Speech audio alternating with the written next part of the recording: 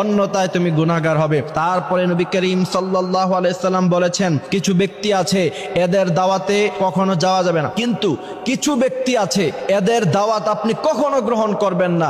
মনে রাখবেন, কিছু কিছু সময় নিজের ব্যক্তিত্ব ধরে রাখা আপনার জন্য অত্যন্ত গুরুত্ব, এবং আপনি যদি মান সম্মান নিয়ে সমাজে বাঁচতে চান, যদি আপনি চান যে আপনার একটা সম্মান থাকুক সমাজের মধ্যে, তাহলে অনেক সময় নিজের ব্যক্তিত্ব ধরে রাখতে হয়। এই প্রথম নাম্বার হচ্ছে যারা খাবার খাওয়ার পরে খোঁটা দেয়। কিছু মানুষ আছে দেখবেন, দাওয়াত দেওয়ার সময় অনেক অনুনয় বিনয় করে আপনাকে দাওয়াত দিবে, তারপরে যখন আপনি তার ঘরে খাবার খাবেন অথবা তার দাওয়াতে অংশগ্রহণ করবেন, পরবর্তীতে আপনাকে খোঁটা দিবে। কিছু বন্ধু বান্ধব এমন আছে, খাবারের সময় খাওয়ায় কিন্তু পরবর্তীতে অনেক খোঁটা দেয়, যা আমি তো তোর আজীবন খাওয়াই আসছি। এই সমস্ত যারা খোঁটা দেয়, নবী করিম সাল্লাল্লাহু আলাইহি সাল্লাম সবচাইতে বেশি তাদেরকে অপছন্দ করেছেন। সুতরাং খাবার খাওয়ানোর পরে খোঁটা যারা দেয়, তাদের দাওয়াতে কখনো অংশগ্রহণ করবেন না। এরা